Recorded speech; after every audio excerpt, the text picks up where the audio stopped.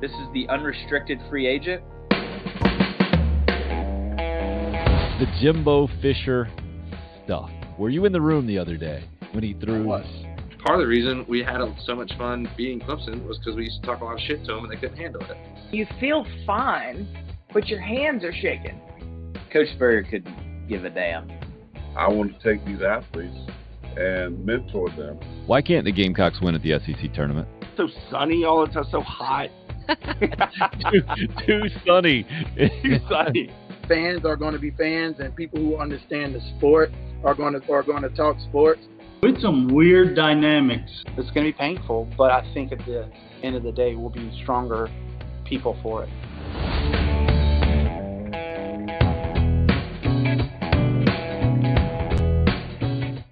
Morning on a Tuesday. How's your Tuesday going? We're 1 for 2 on the second day of school. First day went well. Got both the 9 and 7-year-old off to their first day of school. Second day, pretty much a disaster already this morning.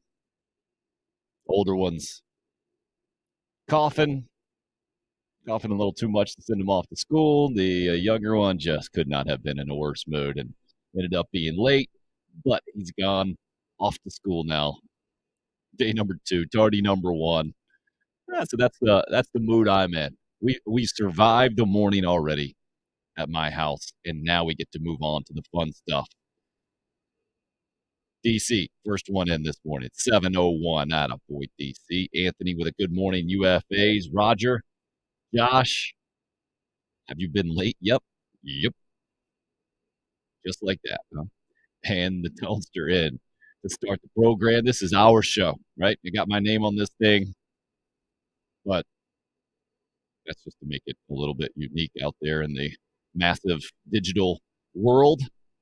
Unrestricted free agent is all about you guys and what you're thinking right now, where we're at. And from a Gamecock football perspective, I think it's 19 days now. I just realized it as I was getting my final cup of coffee here, ready for the show. Sip, everybody.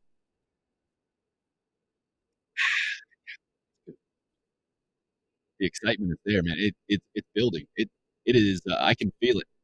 And again, I tell you guys all the time, I struggle with that, like countdowns all the time, or even the TGIF mindset. Right? But what about today? We're not guaranteed tomorrow, so you can't have both of those you can't preach both of those things and not be talking out of both sides of your mouth. So I try not to get too into the countdown and too into the, we can't wait until these things are coming, because today is very important, for sure. And we're fortunate to have it. We're not guaranteed tomorrow.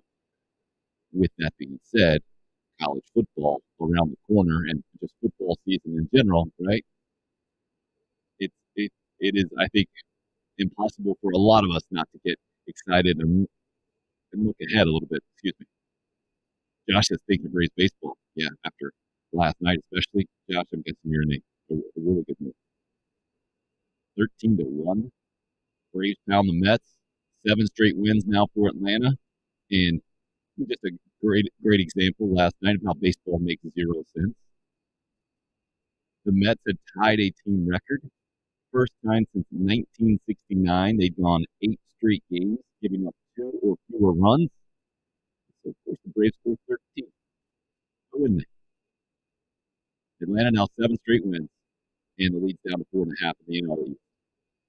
3 more games set to go in the series. Great time for the Braves to continue to strengthen their postseason resume. And again, do they need to win the East over the Mets? It's not how baseball works, right? Braves fans know that better than anybody. Just because you win a division title doesn't mean squat when it comes to the postseason. This goes right to the heart of the Gamecock football conversation, I feel like, right now. Not in an SEC East division title type of conversation, but the conversation about, all right, what's an expectation, a fair expectation for 2022? I think Braves fans would be totally fine not winning the East and making another run back to the World Series. I don't think Gamecock fans would be totally fine with a similar record in year number 2 that happened in year number 1. But I think you got to sit here and realize 19 days before the season starts that it absolutely could happen. And I think Shane Beamer has continued to build up enough to build the program in general from the recruiting standpoint. You get Xavier McLeod this Thursday. I think that continues to help the entire feel of the program, right? And so I think you are maybe preparing yourself for the likelihood, just knowing what the SEC is year in and year out. Man. It ain't easy. And also, maybe knowing the opposite, right? Year 2 of the Mustangs was a 9-4 season. That didn't guarantee anything the rest of the way. It might have done the opposite, actually. But improvement in the program is what you want to see.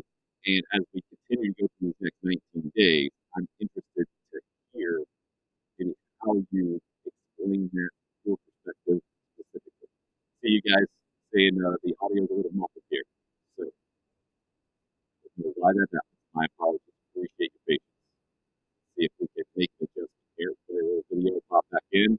And that has worked in the past. Let's see if it works here. Let's go with, since we're talking football, G.A. Mangus.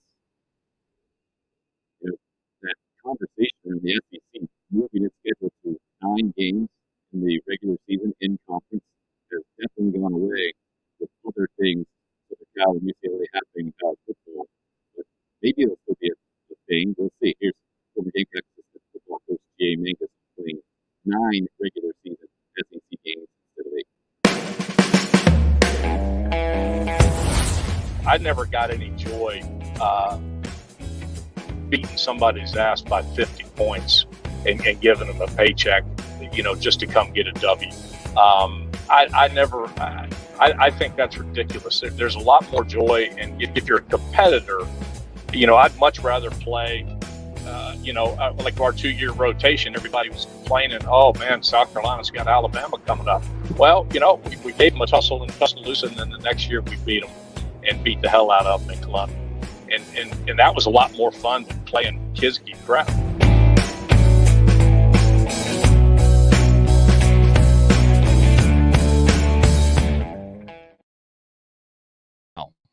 Do we fix the issues? Is that that's how we're doing it this morning, apparently, in my life. Battling through adversity. Never noticed the tussle in Tuscaloosa. What a wordsmith G.A. Mangus is there. Appreciate you guys with the feedback on the live stream always. Kind of the producer of the program. Josh is giving us good feedback there. All good. Roger as well. DC, thumbs up. It's really weird. My apologies. We'll get that worked out. So, my gas baggy hot take somehow got from Braves fans understanding a division championship doesn't miss or doesn't equate to anything in the postseason. Nothing. Guarantees you nothing. So you'd rather win the wild card, rather finish second in the East, and then go on and have more postseason success.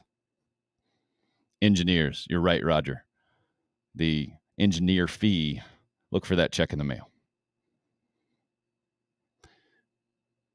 Gamecock fans understand very clearly, I think, right now, where the program sits in year number 2 with Shane Beamer. I think most of Gamecock fans understand the massive challenge that is SEC football, the opportunity that's there right now in the East, outside of Georgia at the top, seemingly, and then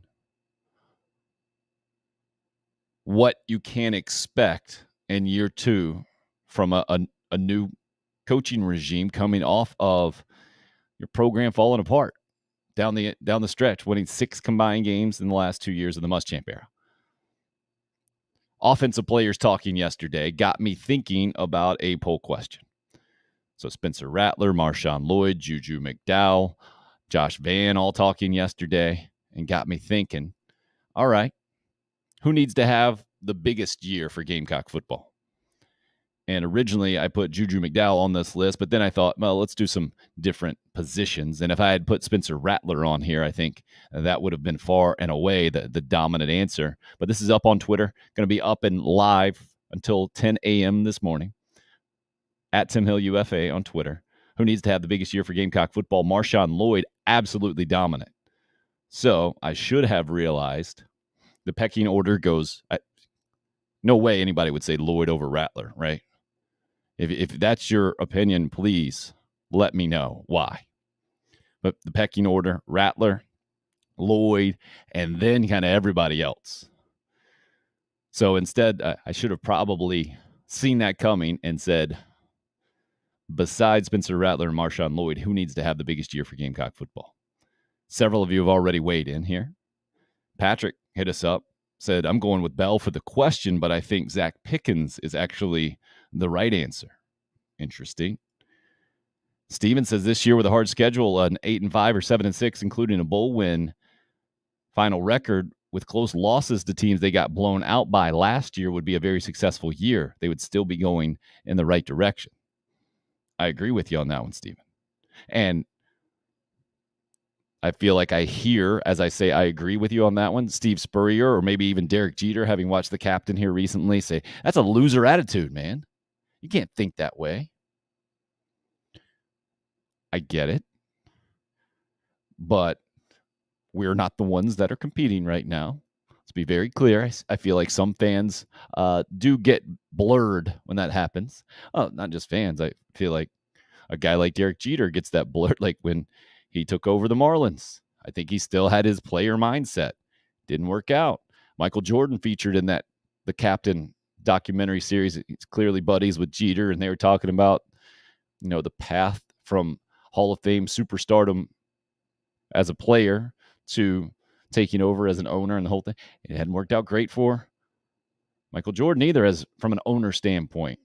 So I think you might have to shift your mindset a little bit. I do think it takes a different level of maturity, maybe, when you don't have the control of being the guy who can go in and just by force of will and tremendous talent and as a player change the outcome. You gotta see it a little differently. First day of school from Jason too, I see here. Has you exhausted with the school traffic, you're saying. I need unrestricted free agent for therapy. Hey, that's what we're here for. DC just says running backs in general need to have the biggest season. And that's why I'm a little surprised Marshawn Lloyd's running away with this thing, because of other options at that position. Maybe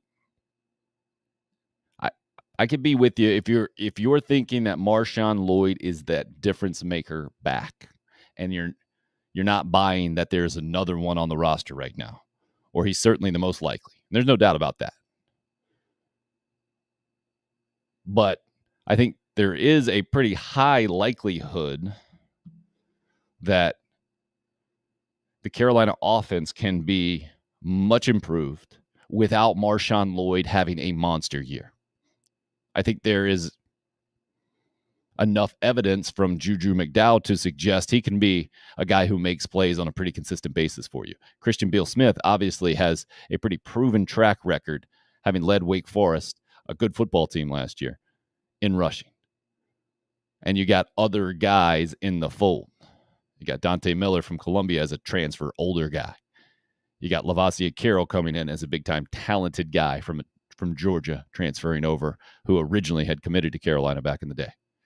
Rashad Amos, if you've seen him in any kind of limited action, he's got tree trunks for legs and could probably pick you up some yards when you need it. So to me, the answer today, I can give you Marshawn Lloyd, but I would go with down there at the bottom, where it's a close third right now, right behind Jaheim Bell, Cam Smith. I mean, that's a no-brainer the rest of the way. You can't have a good season if your good players don't play great. You can't. It just doesn't happen. Let me rephrase. South Carolina football in 2022 can't have a good season if its good players don't play great. Maybe if you have Alabama's roster, you got Georgia, Clemson even. If you got players stacked on players, then if that first guy slips a little bit or isn't great, you could have other guys pop right in there, right? But when I hear Shane Beamer talk about his starting 5 back there in the defensive backfield with Cam Smith, Marcellus Dial, Darius Rush, R.J. Roderick, Devontae Reed, and he's saying we're looking for other guys now. Well, that makes me think that clearly he hasn't seen enough. And I don't think this is a coach's ploy and PR standpoint after the first scrimmage the other day. I think it is what it is right now, right? It is that South Carolina doesn't have a lot of proven production. It's not a lot of proven depth in its defensive backfield. If you had other guys ready to step right in, even if you had a young Cam Smith, right, a couple of years ago, coming off a high school All-American type season from Westwood High School right there in Columbia and ready to step in, we saw he wasn't ready to. He just was not ready to come in and play at a high level early in his career, and now has clearly evolved and changed that narrative. But he's got to be really good / great for this Gamecock team to be a really good team. Because last year, I think it's fair to say good is about as high as you want to call that team. And some games they were absolutely not good. I would say the majority, actually. They weren't good. You beat East Carolina by a field goal on the road last year. That's not a good football team from a South Carolina standards perspective, right? You beat Troy by single digits at home. That ain't good. You barely beat Vandy. A good South Carolina team doesn't barely beat Vandy, right? That's where I'm coming from on that. And then on the flip side of those, Tennessee, Texas A&M, those were just downright ugly. Clemson, you can add that one to the list. Not good. So I'm saying to be a good team, to be an improved team, you've got to have your preseason All-American guy, especially at such an important position like corner, be real good. Now, the question would be, what would be a big season from Cam Smith? And I think from us being pretty much dumb fans, I'll call myself, from me being a dumb fan, my knee-jerk reaction say, oh, he's got to get a bunch of picks. That's absolutely not the case, right? I think maybe the biggest sign that Cam Smith's having a big season is that we don't hear about him at all because they don't throw the ball to him, which means you have effectively taken away either a major weapon or maybe even a side of the field, right? That was the old thing with Deion Sanders. He took away an entire side of the field. You just don't throw that side of the field, wherever Deion's at. That is the highest compliment. Jadeveon Clowney, when he was at Carolina, you saw often that teams would go to the other side, away from Clowney. And then sometimes the best way was actually to go right at him. But that's the tricky part about evaluating a defensive player's production, where really only the coaches who go through the game film and know exactly what the assignment is and how well the assignment is done. That's why some of the greatest DBs like Dante Robinson back in the day for Carolina had no idea he was a first-round type draft pick because he didn't make any picks because they never threw it to him. Jonathan Joseph definitely had at least one interception return for a touchdown at Georgia back in the day off of DJ Shockley. I remember being the camera guy for that one and running the replay time after time after time whenever Jonathan Joseph was talked about. Well, that was a rare thing. It didn't happen very often there. Stephon Gilmore doesn't really have a signature pick. I know he had one in that 2010 SEC East clinching game, I think down in Gainesville, if I remember correctly. But not really a signature play. And clearly one of, if not the best defensive player, but certainly defensive back corner to play at Carolina. So I think it is massively important. And that's why I don't disagree. Who was that? That Josh weighing in with Zach Pickens got to have a really good season. Patrick, sorry. Yeah, I got no problem with that. But then again, then the question would be, well, how do you evaluate a defensive tackle's effectiveness, right? Outside of sacks, tackles for loss. But we all saw Javon Kinlaw as a great example that stats don't necessarily capture the complete impact of a defensive tackle. What he did mauling Georgia's offensive line a few years ago in Athens had such a massive impact on that game and the upset, and specifically the pick six from Israel Mukuamu right before the half. But he didn't get stat credit for it necessarily.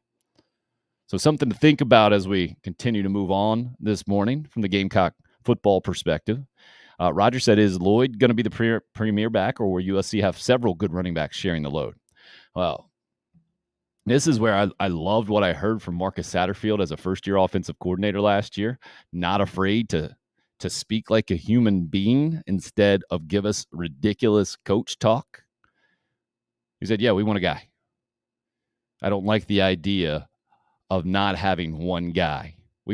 Ideally, we got one guy who is our lead guy, and then we have other guys giving him breaks and coming in specific situations or whatever. And so the answer to your question, I think, Roger, is a very clear, he has the chance to be, but he's got to earn it. And what I feel like I'm hearing and sensing around the Carolina program is that he absolutely is the premier back. It's just a matter of, can he be durable enough to be on the football field enough to really be that guy? For instance, he missed the first scrimmage. Talked about it yesterday, just said it was a slight foot sprain, working to get back on the field now. Nothing major.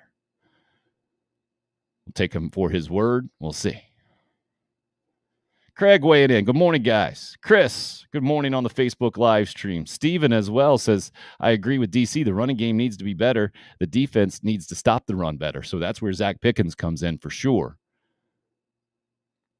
On stopping the defense and then not necessarily getting the credit for it. But if a defensive tackle plugs up the middle and an offense can't run, can't exploit the middle of a defensive line like I feel like we've seen for the last several years, then Gamecock football has a chance to be real good. Steven says the wins are coming, players are coming, but taking a little bit of time. Dawn Staley didn't do it overnight, what she did. I get it, Steven, but equating USC women's basketball to SEC football, it's not quite the same. And I think the place Gamecock fans find themselves in right now,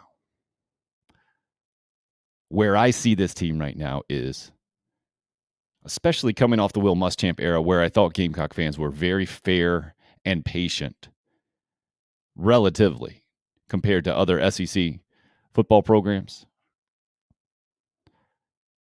Now you've had a year of more production than you thought, right? It went to 2021 went better than I think most people thought in its whole.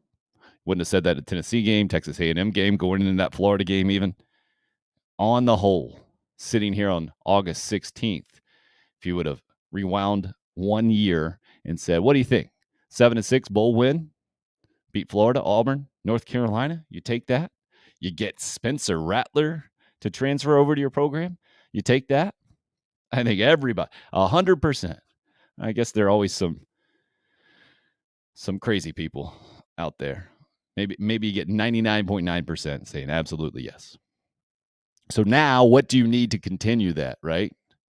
But my question is, if you don't turn the corner this year with the most talented quarterback that has ever been to the University of South Carolina from just a recruiting standpoint, right? High school production and hype and the whole thing. And so maybe that's a bit unfair, but it's not like he hasn't proven he can play in college. Talking about Spencer Rattler specifically, and I am one of those guys. I love it when, especially ultra-talented guys, which clearly you don't get to be the number one quarterback in the country coming out of high school without a bunch of talent. You don't win a Big 12 title in your first year as a starting quarterback if you don't have talent and you can't play.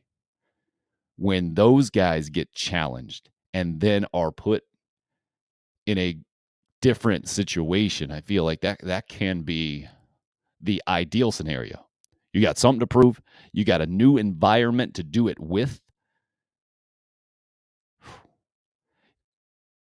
You're getting tons of support and optimism around you.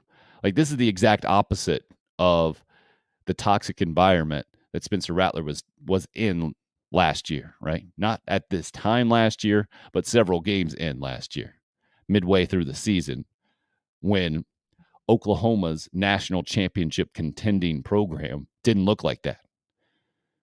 When one of the best offenses college football has seen on a yearly basis was not humming all cylinders and clearly just wasn't as good as it needed to be.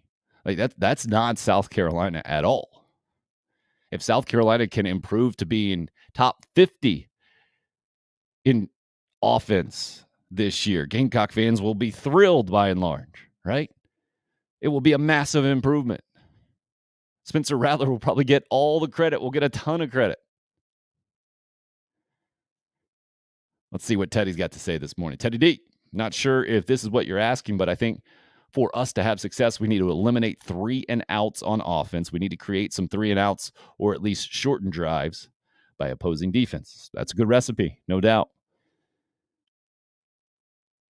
And especially for an offense that doesn't have a bunch of proven home run hitters, right? And I don't know how many college offenses do have proven home run hitters going into a season.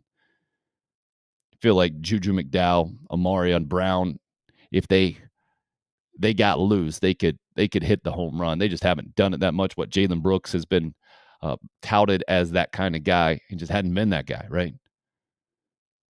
Maybe they haven't had the guy at quarterback position get them the ball in those positions, those receivers in Brown and Brooks. We'll see. Except I've seen Brooks be in that exact position, the ball be in that exact position, and it just didn't work out. Troy says it's not one player to me, but it's the O-line. No matter how good Rattler is, it's hard to throw from your back. This is kind of the opposite. Troy's our resident Clemson fan here. Don't you think it's fair, Troy? Then it's the exact opposite for Clemson. It is one player. It is the quarterback. The offensive line, I get it, maybe not as dominant last year as they've been in the past and maybe a little younger in the whole thing. But I think that is the opposite from that perspective. Clemson, I think it's relatively fair, but I can't say the same thing year in and year out without hearing myself and saying, come on, man. Because I've said it many, many times through the last several years, especially, like, I don't know if another quarterback could have done much better than X, fill in the blank, right? Luke Doty, Colin Hill, Jake Bentley. Who else have we had in the mix there? Ryan Helinski. But that's the thing. At some point, man, it is the quarterback. You got to have a guy who's getting the ball out of his hand, making the right decisions. And I can't continue to say that year after year after year and then see other programs. Let's see, who would be a good example? Pitt, for instance, Kenny Pickett, right? That didn't just happen because the offensive line automatically got so much better at Pitt. No, he's a really good player. Tyler Van Dyke, we've seen other Miami quarterbacks not have near as much success, and now things are different with Miami, allegedly, going into this season. And he gets the credit. He deserves the credit. DC says last year I was thinking 4 wins as a floor. Well, my question would be, DC, what was the ceiling? I think if you said 8, I think that would be a pretty massive ceiling for last year's team. And I don't think 4 wins was the floor. I think 2 wins was the floor last year. You gotta, just by going out there, you were going to win the first game against Eastern Illinois. Other than that, and having seen all of those games, Carolina could have lost all of those games very easily. East Carolina, Troy, Vandy, the ones that popped to mind. I'm guessing those were the ones you had as the floor. But when I say floor, I mean worst case scenario. And if you've been a Gamecock fan, you got that Gamecock logo beside your name, man. You understand it. I guess you just see it a little differently, right? 4-6. I think that was a fair expectation. But when I go ceiling to floor or floor to ceiling, does that mean glass half full or glass half empty, by the way? How you say that? I go a little bit larger because college football is great that way. Sports great that way. Again, 13-1 last night, the Braves win against the Mets. 8 straight games the Mets had gone. 8 straight games allowing 2 runs or less. Crazy. Roger. It's puzzling. Certain players are just injury prone. Debo was, even in high school at Chapman. It seems he was never 100% when Woodruff played them. Followed him to USC somewhat. Thankful, not now. No doubt about it, man. I never thought we would see anything close to what we've seen today. Getting, what, $58 million guaranteed? I think he ended up getting his new deal, $73 million total. That means I'm an optimist. Thanks, Josh. Ceiling to floor or floor to ceiling? I don't know. First down yardage, Craig's looking at, needs to improve immensely. We've had so many 2nd and 8s to 10s in the last 3 or 4 years. Yeah, that bugs me too, man. Like that's like, I feel like you're the offensive coordinator talking about that. The defensive coordinator version of that is we need to be better getting off the field on 3rd down. Oh, doesn't that mean you just need to be a better defense? 3rd down's pretty important. But it's not like you just didn't make plays on 3rd down and you always made plays on 1st and 2nd down. That bugs me. The exact down. They need to be better on every down, Craig. But especially 1st down. That sets your offense up. There's no doubt about it. But just general, when you're not a good offense, general yardage needs to improve. And there's never been a not good offense that's really good on 1st down and then just can't figure it out on 2nd and 3rd down. It doesn't exist. Defense, maybe you could say that, right? But I don't think those are really good defenses. Man, those defenses on 1st and 2nd down, watch out for those guys. But you can just wait to 3rd down and get them there. Oh, bugs me.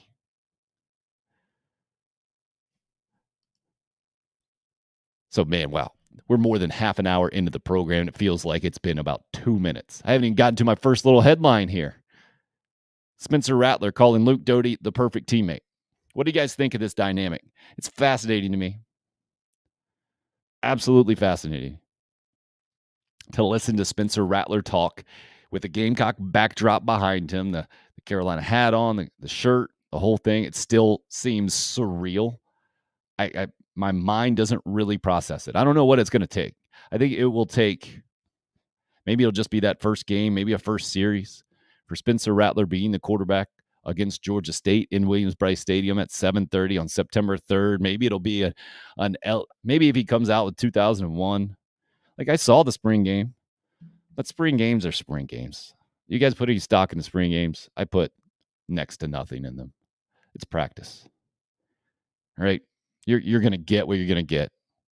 And maybe if he had come out and thrown downfield about 25 times and just looked lights out, guns blazing, and it looked like the Oklahoma offense that I've seen the last several years, I would think differently. But it was a bunch of checkdowns, and the numbers were okay, right? High completion percentage. And I listened to the mic'd up segment, and Like what I've heard, seems to be a good leader and approaching things the exact way you got to approach it in this situation. But it's still hard for me to wrap my brain around Spencer Rattler, South Carolina Gamecock. The first dime he throws for a TD, that's what Chris says. That'll make it click for you. I think that's fair. DC with touchdowns in the first quarter would be nice. But what is a perfect teammate? You guys got a description there? Was watching a great E60 last night. Fascinating guy that I hadn't thought about in years. One of the best quarterbacks I've seen in my lifetime go from college to pro. And clearly a difference maker in college, and was that number 1 overall draft pick who backed up, who was a face of a franchise, who played at a really high level. You guys want to guess who it was on? You know who I'm describing? And fascinating too, because it was all set at his vineyard. I was going to say winery. Those aren't the same things, right? But I think he's got both of them. So vineyard is like the actual farmland growing the grapevines, and then the winery, I think, is the actual place where they bottle through the wine, whatever. Any idea who I'm talking about, guys? You want to guess? Number 1 overall draft pick. Really good player who elevated his college program and then took a bottom-dwelling NFL franchise at the time and completely turned it around. It's a fun. I love playing this game. And if you're yelling right now, if you're saying some names out loud, then I feel like we're all on the same page. Because that's definitely how I listen to stuff. I just talk out loud like I'm in the same room with them. No guesses? And if you guys are doing research on the internet now, shame on you. Yeah, I see you. No guesses. Okay. Oh, Matt Stafford. Good guess, Josh. Nope. Not him. But a good guess. Even before him, I'll give you more help. Older, now retired. This is a fun game for me. I should almost play some music here as an interlude. I'm going to hit the Jeopardy music. Don't think they allow that on the internet. It was, all right, now I'm just being annoying, right? It was on Drew Bledsoe. When's the last time you thought of him, right? But I think of him in this context because of that quote, their perfect teammate. Drew Bledsoe was in a near impossible situation to be a perfect teammate. Well done, Craig. We'll give you credit for that you got it in after or before I said it. And definitely not Favre. I think Brett Favre would be the last guy to own a vineyard, I would think. But I wouldn't take Steve Spurrier as being one of those guys, but we've all seen the Steve Spurrier wine, right? But Drew Bledsoe now runs, what is it called? Double Edge, maybe, is the wine label. He and his wife they said they really started drinking wine the year that he got benched for Tom Brady. And he didn't get benched for him. Actually, I didn't realize this either. He got hurt. He got hit on the sideline. A concussion, went actually back into the game. And then finally one of his other, I think it was a third string quarterback at the time. I forget what his first name is. Heward is the last name. I want to say it's not Dwayne, but something like that. And it's not Brock Heward, the one that's on, I don't think anyway, the one that does games for Fox. Another Heward. Bledsoe said he ratted me out on the sidelines. But I guess he got a collapsed lung and had a bunch of internal bleeding. Could have died. His brother was in the ambulance with him on the way to the hospital and saw him pass out. He's like, did he just die? But Tom Brady takes over for Bledsoe after that. Tom Brady obviously never turns back. And Bledsoe is put in the position, he got Wally pipped, right?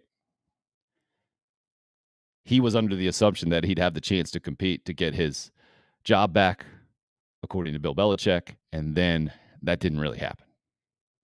And then, yeah, Chris, it's in there about going to Dallas. And I think he was 34 at the time, and Tony Romo was 26, and Romo ended up beating him out. But that was just more of an aging quarterback getting beat out by a younger quarterback, one that you see a lot more often than a number one overall pick, a guy that elevates, has already taken the Patriots to a Super Bowl when they lost to Brett Favre and company,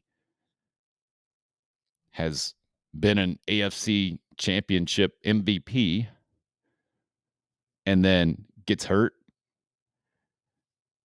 A 6th-round draft pick who, it was hilarious listening to Bledsoe describe Tom Brady. Yeah, I really like that guy. I thought he's gonna be a lot like Jason Garrett in the NFL. And I'm not talking about Jason Garrett, the coach, or the clapper on the sideline. I'm talking about Jason Garrett, the quarterback. Those of you old enough to remember him just clipboarding it up. He didn't say Charlie Whitehurst, but that would maybe be the South Carolina reference to career backup quarterback in the NFL. That's what Drew Bledsoe thought Tom Brady was going to be. Then it worked out how it worked out, and then Bledsoe was put in the near impossible situation of coming back to the team healthy, right? And then how do you approach your team, your franchise that you were the face of, and be a good teammate? There is no perfect teammate in that situation, but Bledsoe getting credit in this documentary for doing it pretty well. And I mean, he was talking to he and his family, and his mom was like, yeah, I wanted to run Bill Belichick over with a car. Jeremy Schaap was doing the reporting. He's like, well, you mean that kind of metaphorically or jokingly, right? And she's like, I don't know about that.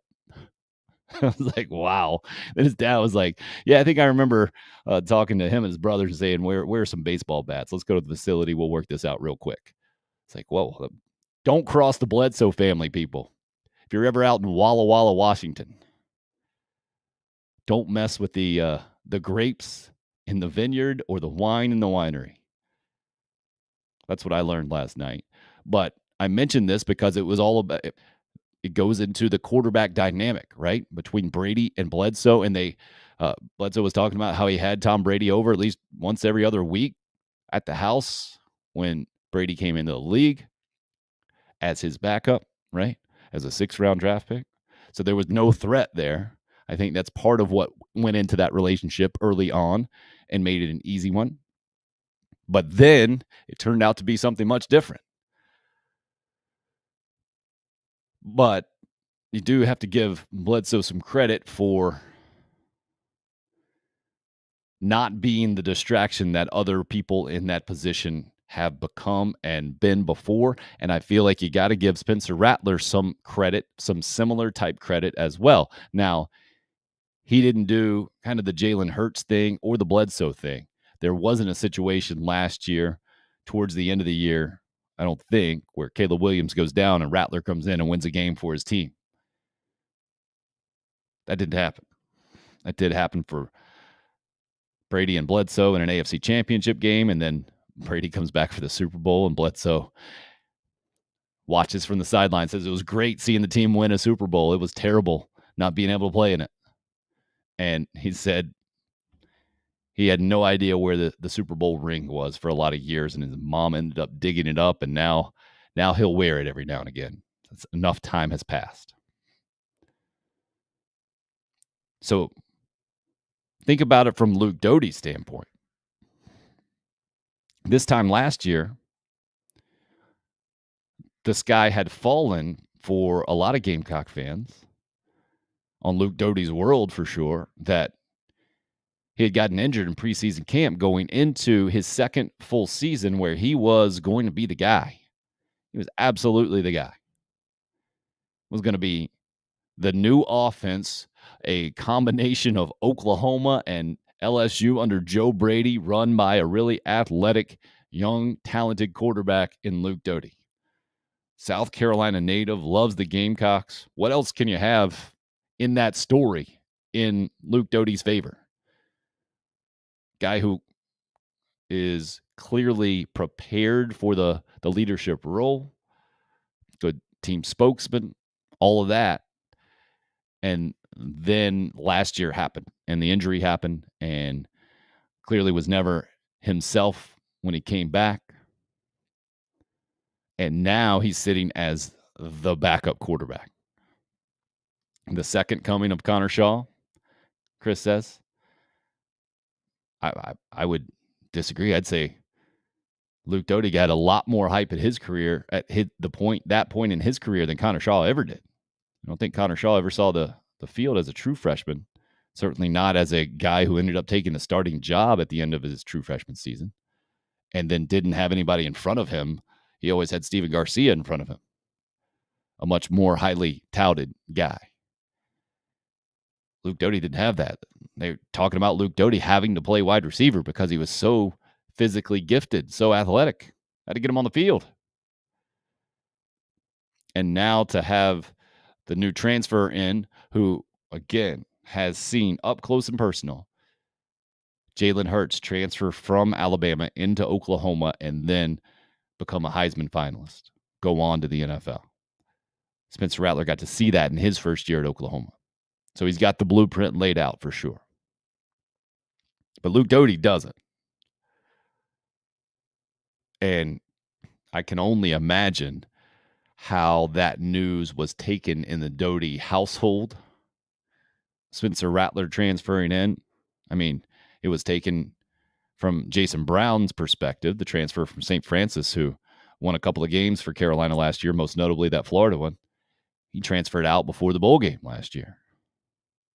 Basically, upon hearing that news.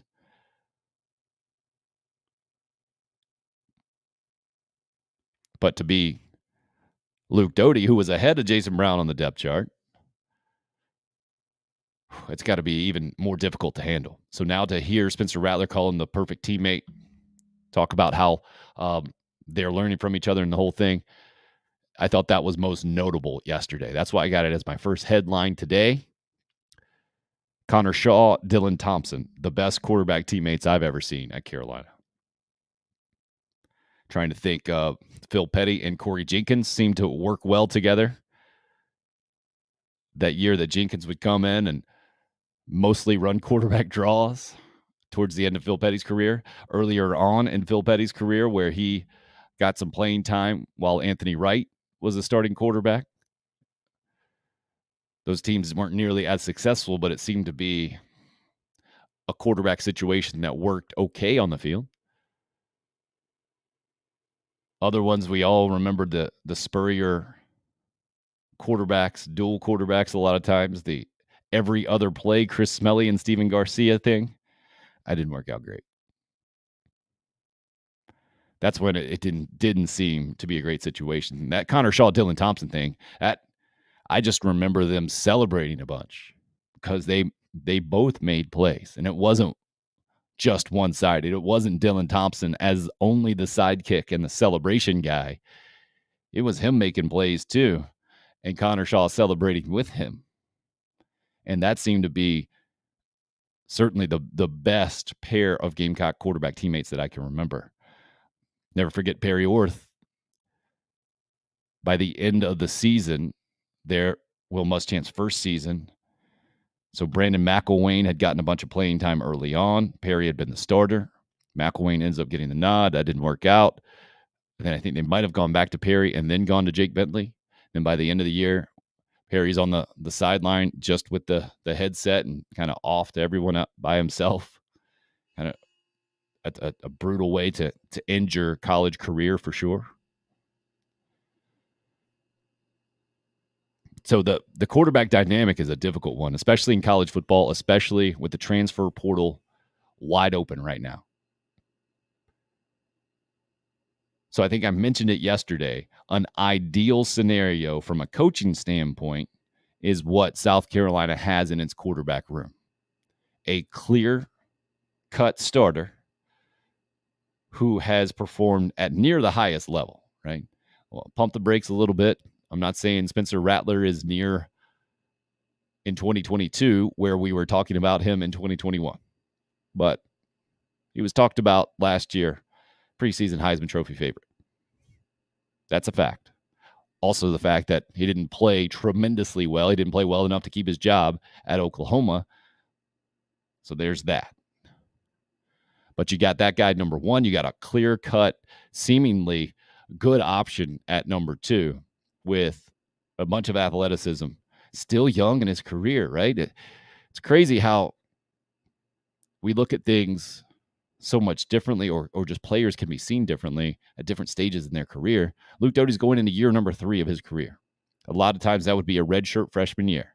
And that's what you can call him with the COVID situation, getting another year. So still 3 years to play college football. And just to know going into year number 2, though, that he was supposed to be the face of the program, all the expectations were on his shoulders. That'll fast forward the situation real quick. All right, Craig's got the personal situation. Same thing happened to his son junior year. Tough for the kid, tough for the parent. But he moved to wide receiver that year, made the best of it, played quarterback his senior year.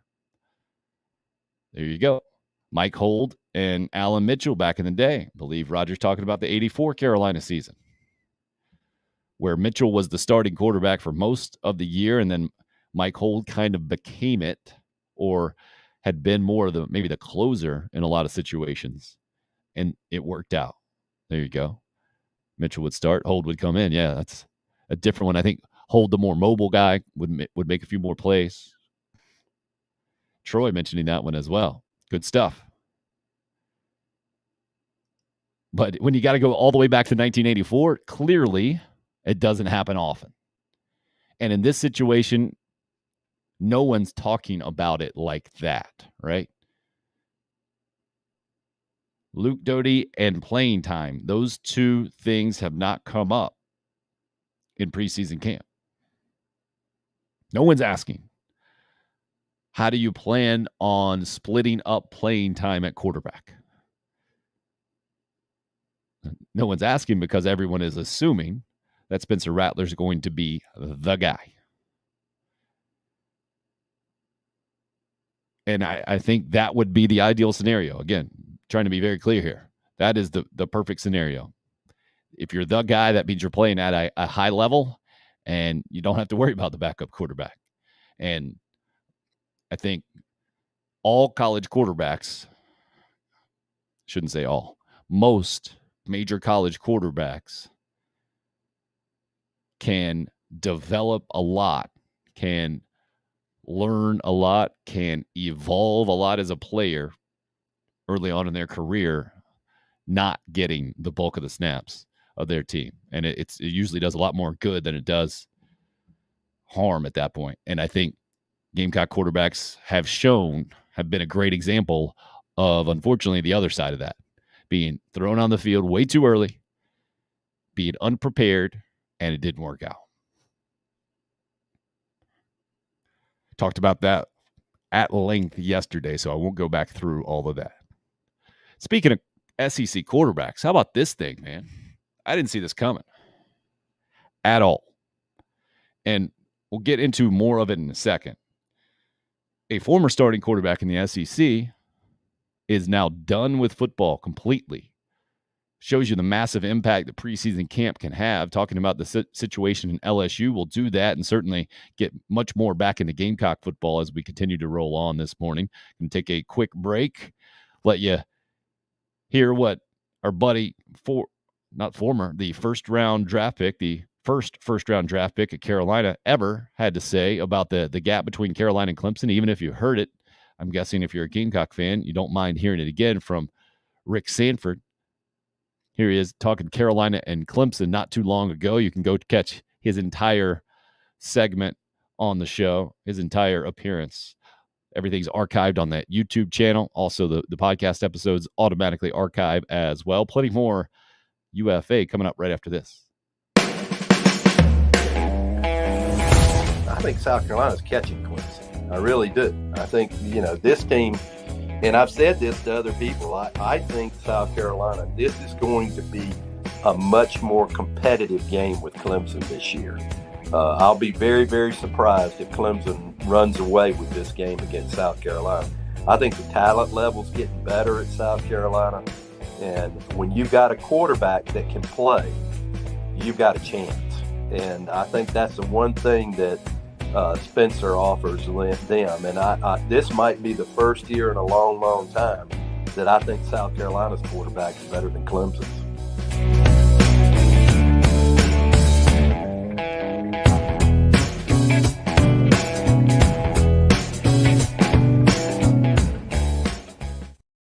Especially for a guy who's been around the Carolina program for a long, long time.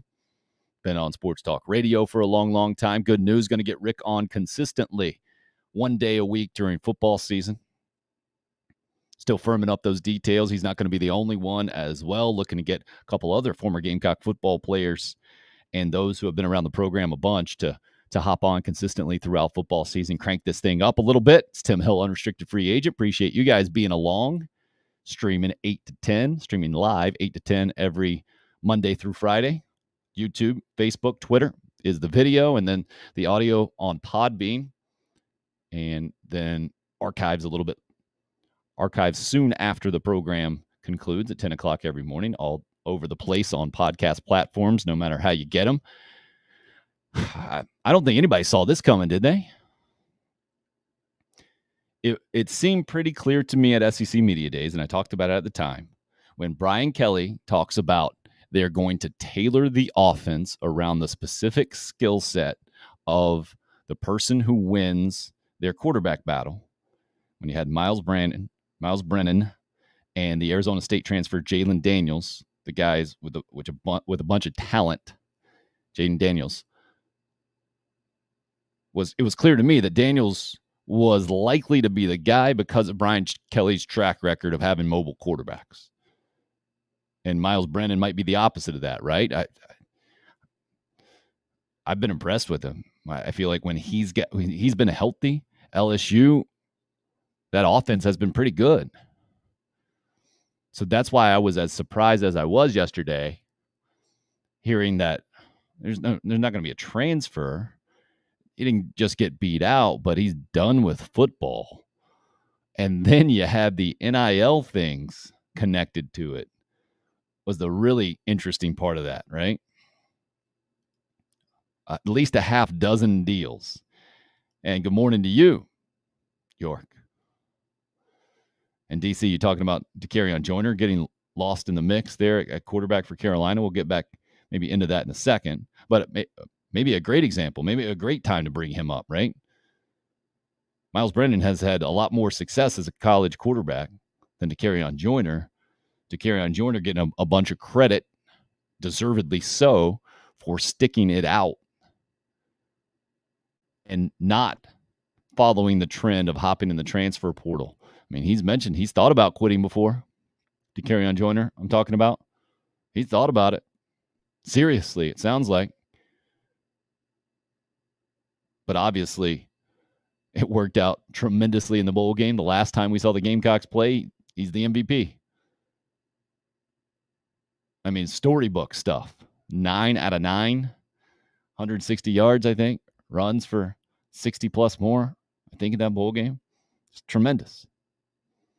But now to see LSU's Myles Brennan just being done with football is the exact opposite situation, it seems like. Now, Brennan's dealt with some serious injuries. But to do that now,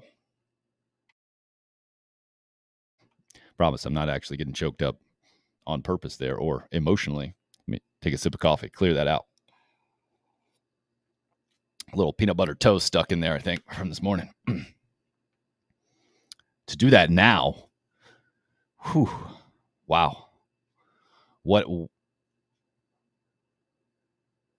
SEC football has evolved to such a place where it is very difficult to get through any position. Maybe out, I mean, Carolina's punter is out injured, right? It is difficult to get through any position from start to finish in a football season healthy. Just what it is, right?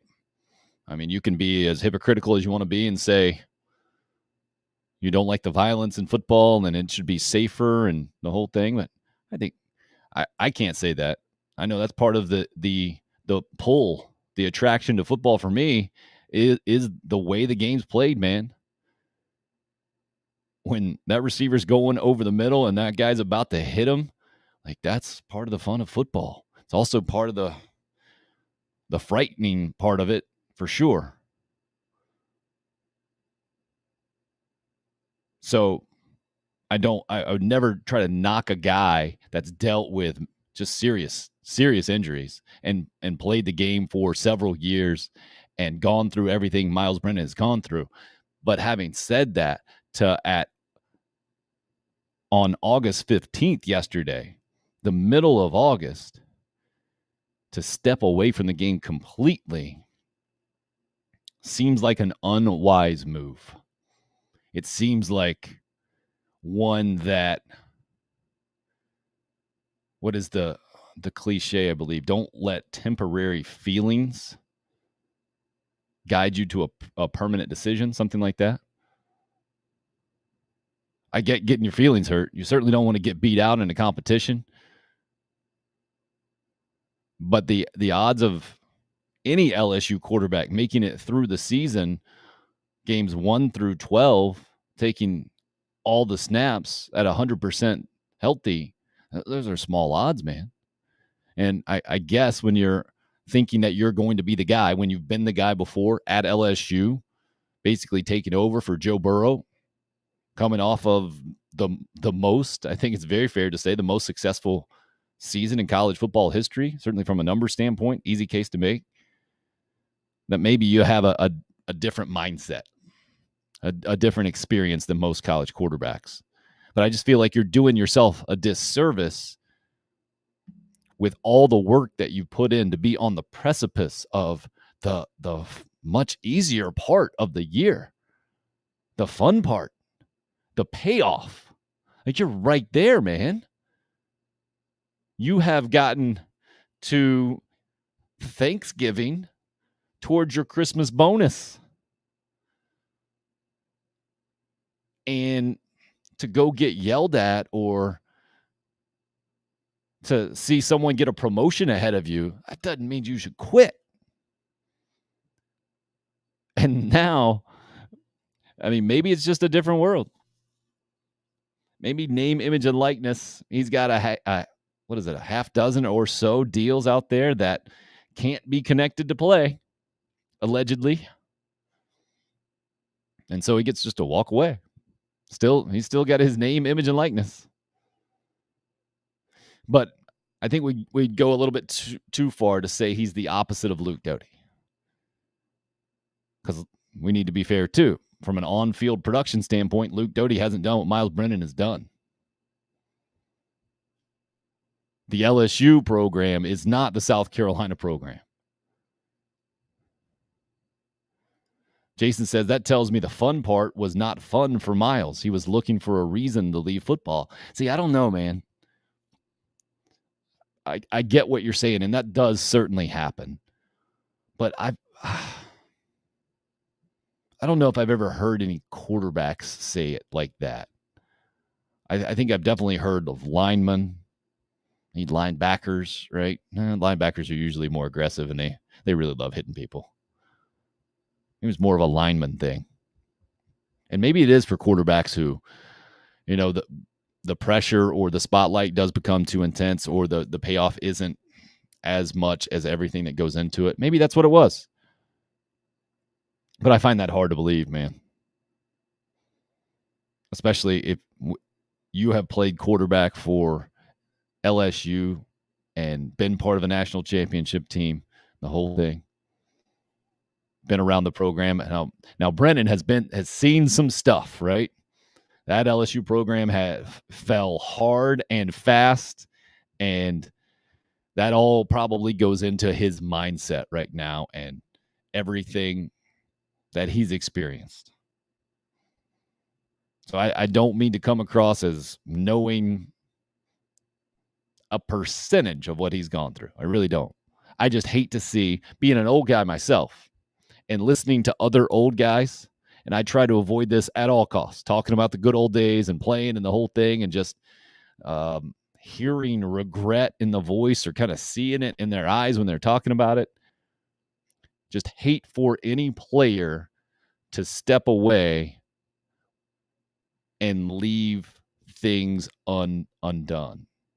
Undone's not even the right way to put that, right? Leave opportunities unexplored. Because you're not going to get that chance again. You don't get to go back. And especially now. Maybe the transfer portal world in college football is so messed up that Myles Brennan lands at some other program next year, this time, or spring ball or something crazy. Who knows? It seems like you get 7 years of eligibility these days. I'm sure you could probably, some compliance office could probably make it work somehow. But I would just hate for any player to make this decision. And I get it. Don't get me wrong. I get it. Like Myles Brennan's days here recently have been 24/7 football. And to do all of that, and then you see a transfer guy come in from another program and take your job, which I'm sure that's how he sees it, right? And I'm sure he probably sees it a little bit like Drew Bledsoe saw it. That injury was the only reason that he wasn't the starting quarterback. And maybe he feels like with a coaching change as well, it's just unfair. And Daniels was clearly going to be Brian Kelly's guy from the start, and he was just never going to be given a fair shake. I get all of that. But I also, being an old dude now and hearing those stories from, on so many different levels, right?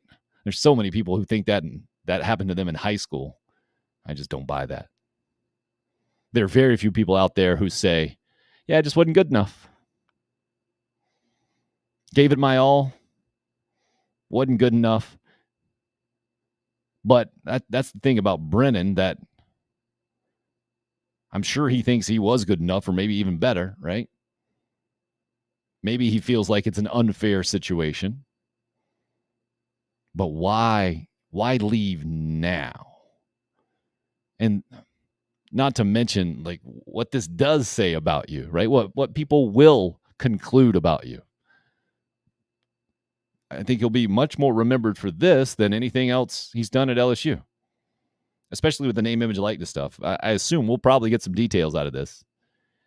And I really find it hard to believe the initial reports that, I think it was Darren Ravel who put this out. Yep, he does have these deals, and he does get to walk away with the money because they're not tied to any kind of playing expectation or whatever. Okay, I guess that's probably how they're read, or how those agreements have to be written. I don't know about that. Yeah, Craig busts out the old Steve Spurrier line to Perry Orth. It's okay, Perry. You're just not good enough, are you? Yep. I don't know if it's that odd, Roger. It's just unfortunate. It's the ugly side of college football that it can get to this point for a guy who's clearly a really talented player. And I think it's more beat out than burnout. You got beat out. You didn't like it. And I think I understand how it can be easy to react emotionally in the moment and just say, to heck with this, man. Done. I don't need this. So I guess this certainly goes back into the conversation, or the comment yesterday that Spencer Rattler calls Luke Doty a perfect teammate. Again, Doty younger in his career, earlier in his career, in a different type situation. I am sure Marcus Satterfield and Shane Beamer, when breaking the news, and this was another part of that hilarious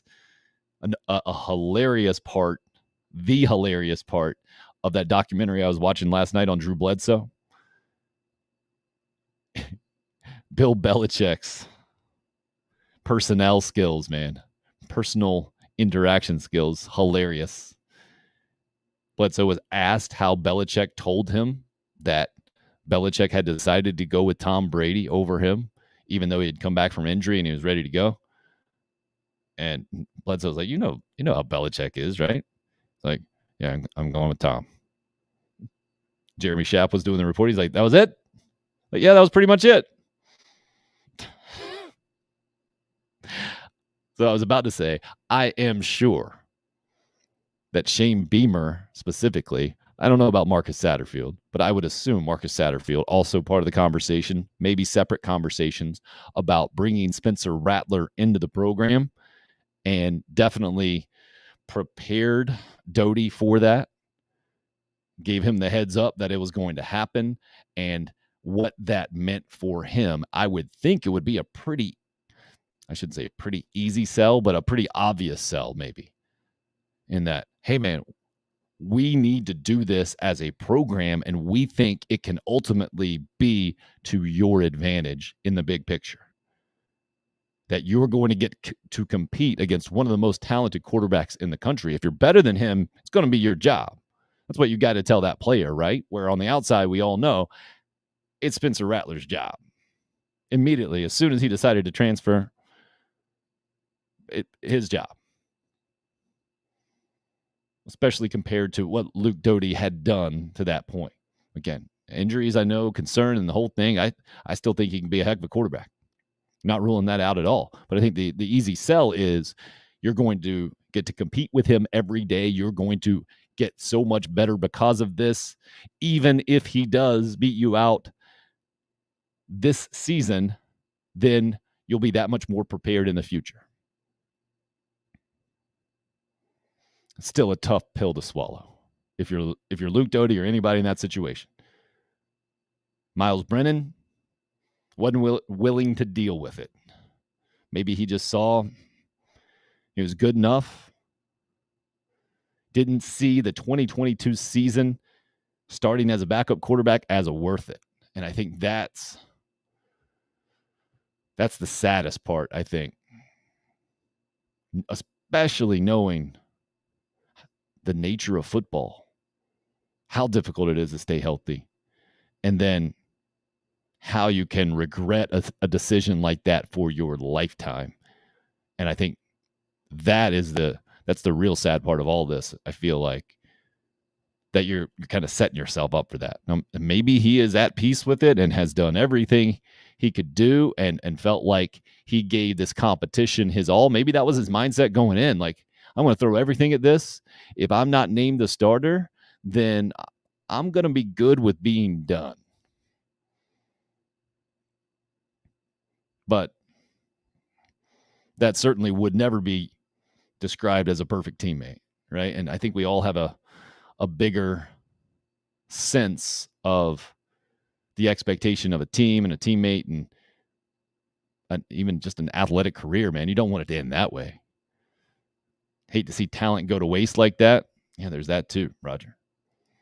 And that's the thing I think that really drives bitterness ultimately, is to know that you could have done more with what you had. I think that's what might keep most of us who weren't very physically gifted, sane, still loving sports, knowing that, hey, I just wasn't good enough. That's where I'm at for sure. Gave it all I had, wasn't good enough. Love watching those who are. Love and appreciate that. And appreciate those who are also supremely physically gifted, a guy like Luke Doty, a guy like DeCarrion Joyner, who are then also willing to take their medicine in a lot of ways too, right? There are a couple of different ways to look at it. The transfer portal, it's tough for me to begrudge someone going and getting more playing time, going to a situation that improves their career, but kind of their life in a lot of ways, right? You're a football player. You want to play football. You don't want to stand on the sideline. You poured everything into your life to this point, and for whatever reasons, it's not working out in your situation. You got the opportunity to change that. It's hard for me to knock a guy for that. But, man, for those who still have those opportunities and decide to stick it out in their specific situation, and then we see what happened for DeCarrion Joyner in the bowl game last year. Who knows how this works out for Doty, but I'll be very surprised if we don't see the ball in his hands in important situations for Gamecock football. If not this year, then certainly the following year. And what a story this sets up to be if Rattler does live up to anywhere close to where he was being billed this time last year. And he has a really good season. Goes on to get drafted in the NFL. Basically one and done at Carolina. And then it's Luke Doty's program.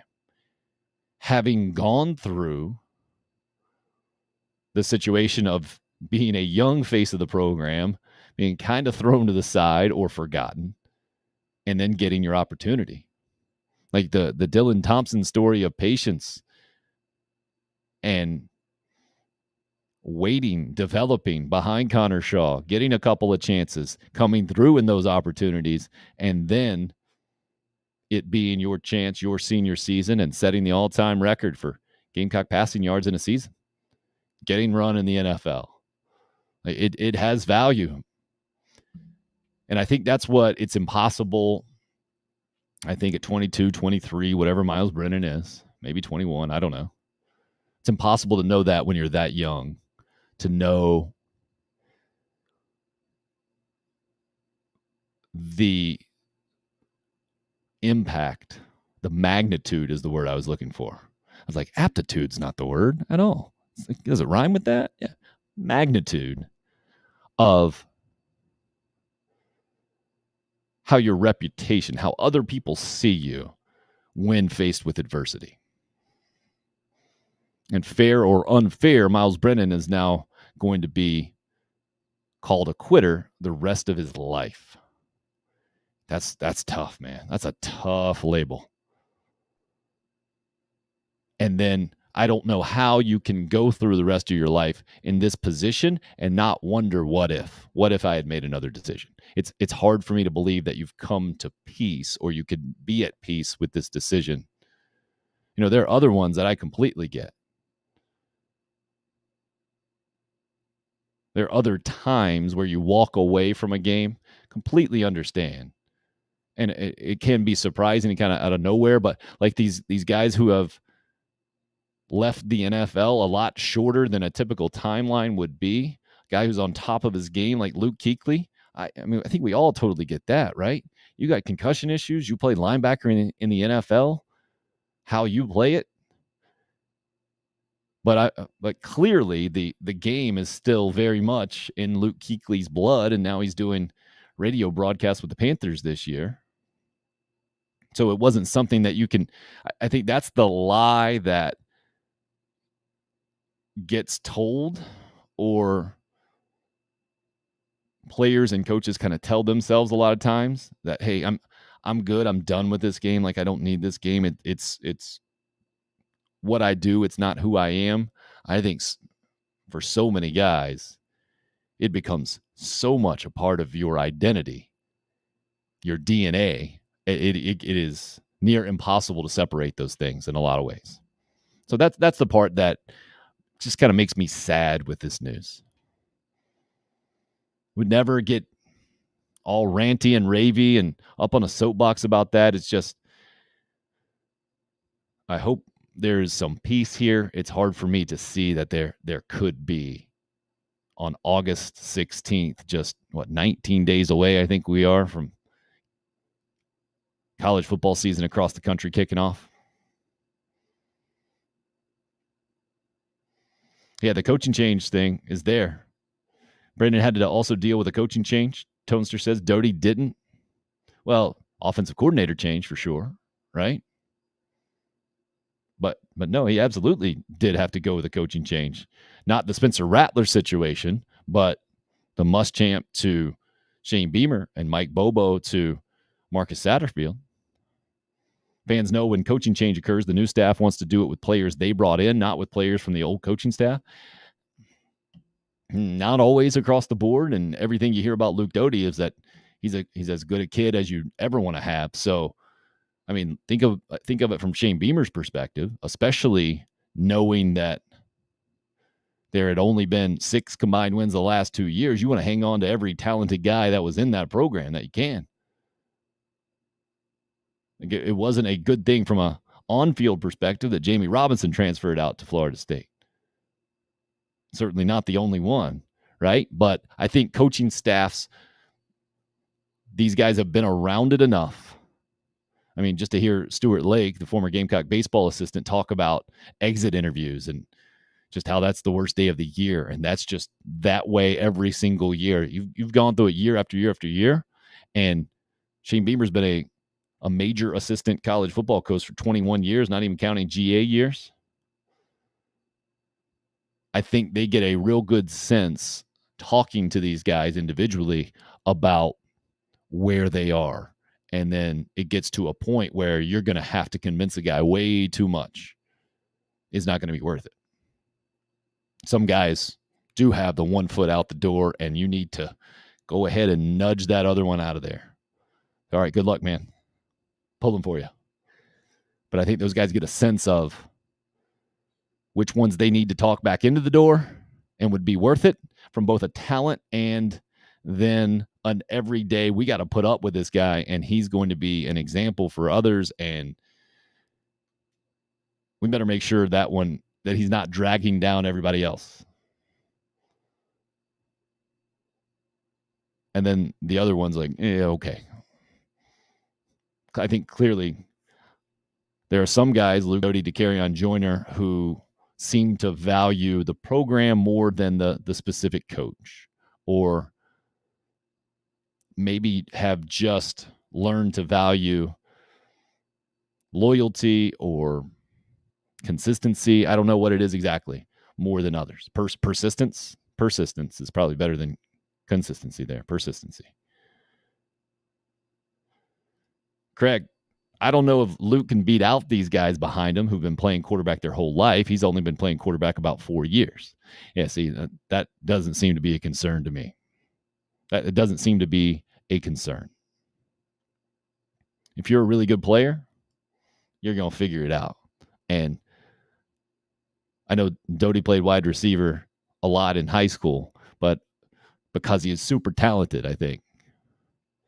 And I think when you add up all the factors, like a bunch of, that was what Steve Spurrier always said about Chris Smelly, right? Oh, he's played a bunch of quarterback. I like guys who played quarterback a long time and done it well. I don't see that happening. Talent always wins. Always. Compared to previous playing experience. Now, it definitely doesn't always equate to the better player and having enough awareness and enough aptitude maybe to play the quarterback position. You can't just have a bunch of success being talented. I don't mean to say that, but talent is always going to be the trump card. Because these guys are getting paid millions of dollars to win games. You got to go with the guys who can make the plays. And so that's why, to me, and there's a reason that Luke Doty's number 2, and that you just heard Shane Beamer over the weekend talk about, boy, that guy's really improved. I really like what he's doing.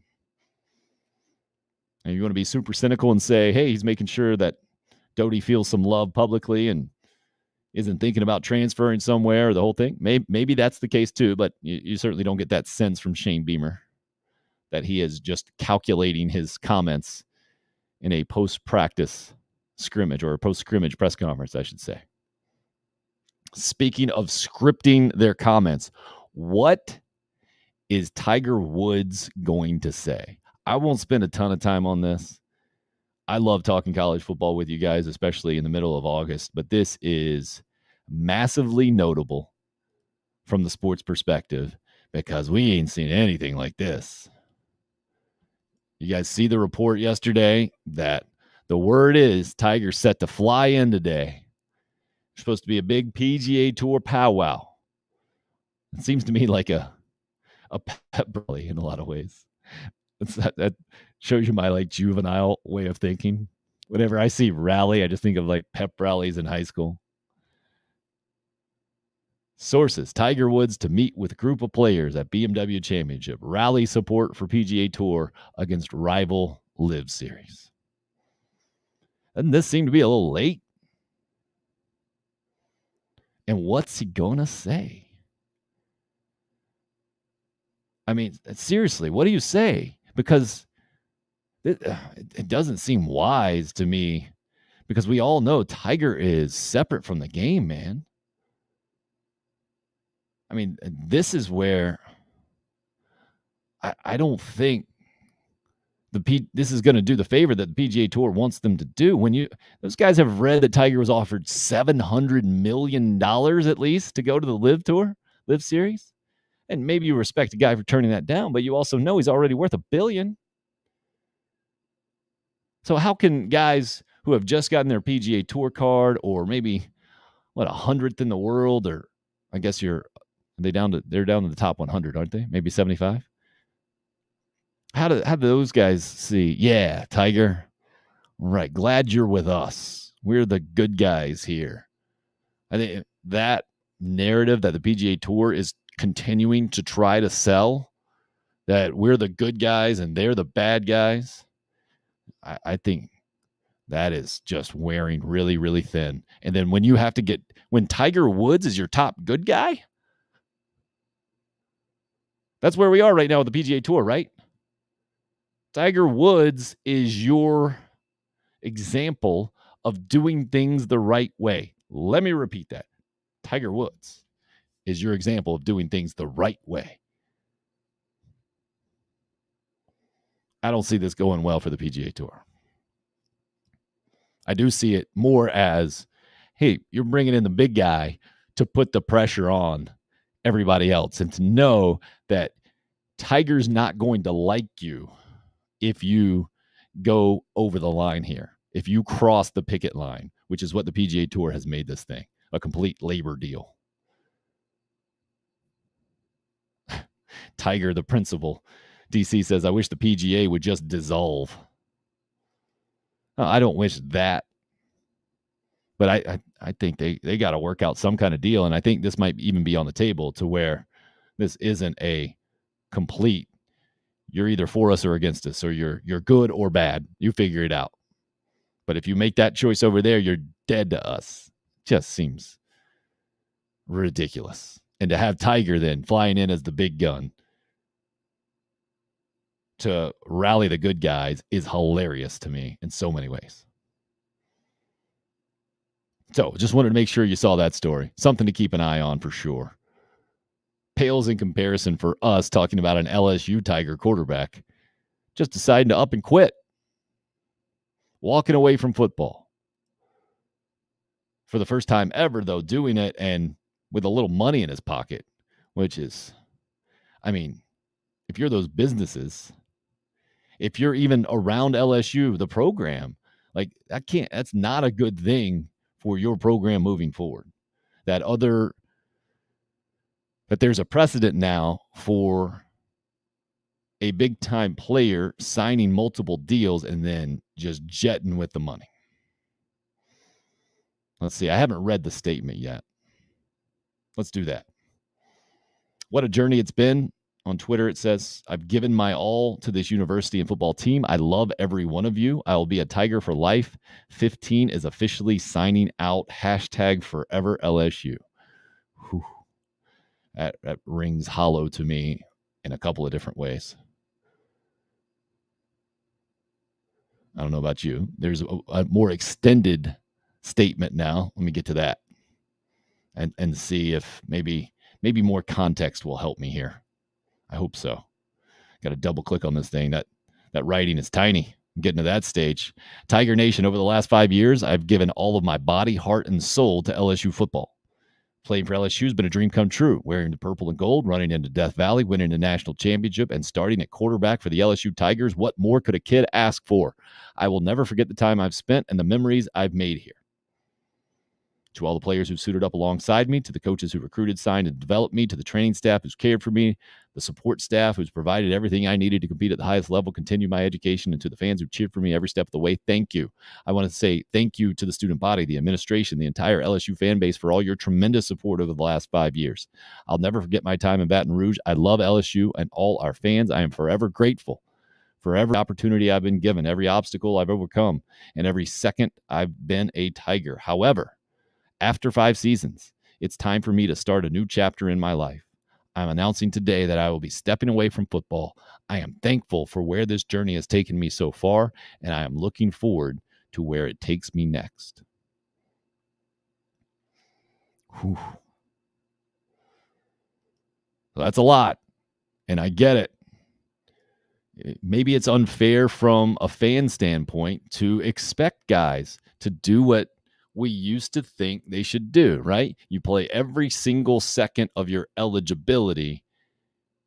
You exhaust it all because guys who've been through the COVID stuff, 6 years, right? Sounds like this was going to be the 6th year for Myles Brennan.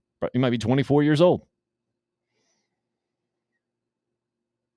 24-year-olds look at the world a lot different. Most 24-year-olds look at the world a lot differently than 18-year-olds. No doubt about it.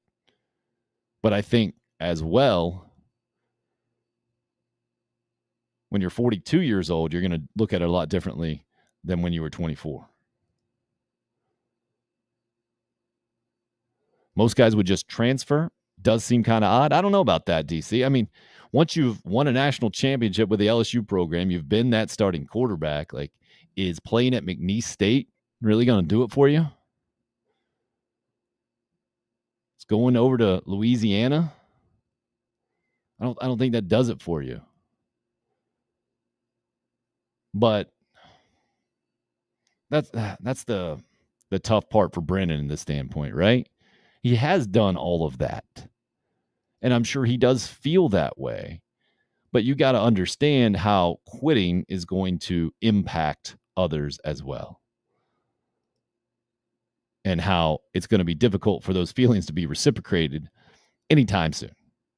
I mean, the locker room is probably the most sympathetic place for this in general, at least initially, right? But what about come October or November if there are injuries to the quarterback position and Myles Brennan's not there to help the team, right? That's where that rings completely. Look, I guess this gets into the philosophical question of what do you owe your team, right? What do you owe the university? How many years? You owe them 6 years through how many injuries?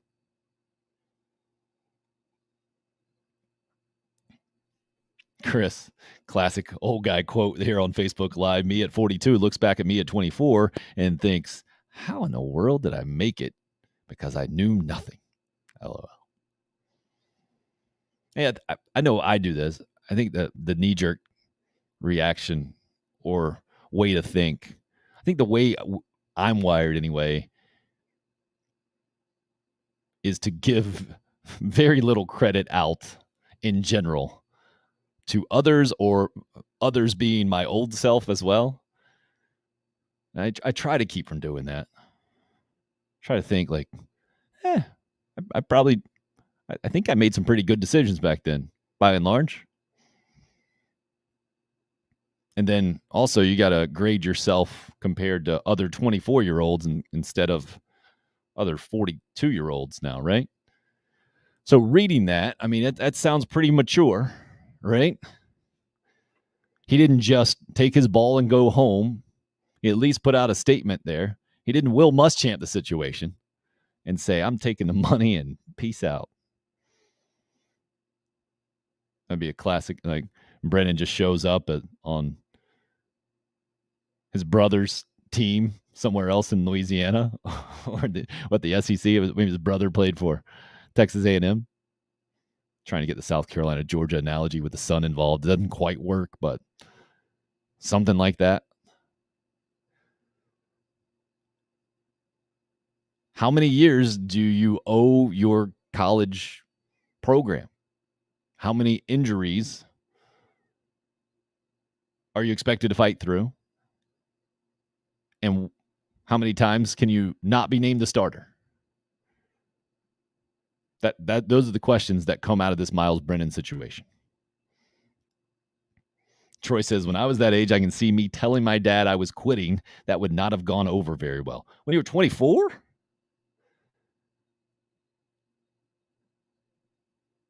We play this game in college athletics calling a lot of 18 to 22-year-olds kids. You know, how long does that extend? Do we go to 24 there? And then I'm always amazed when you see professional athletes who are younger, like Julio Rodriguez at the Major League Baseball Home Run Derby, 21.